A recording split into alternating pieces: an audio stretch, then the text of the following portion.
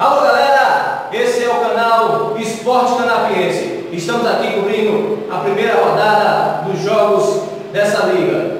Gente, estamos aqui com o atleta da padaria, nosso amigo Nino. Nino, o que é que você achou da primeira participação do time da padaria para esse campeonato? Cara, para primeiro começar de tudo, a equipe da gente vem batalhando sempre, cada jogo, e a dedicação de cada um, e é isso aí.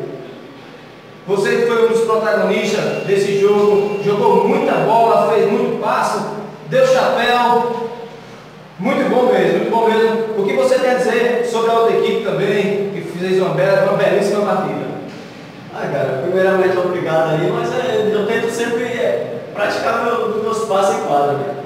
Até porque eu não jogo muito futsal assim, mas a outra equipe joga muito bem e foi um grande jogo. Parabéns para a outra equipe também.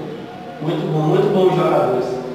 Gente, esse é o Ninho da equipe da padaria e esse é o canal Esporte Canapiense. Valeu!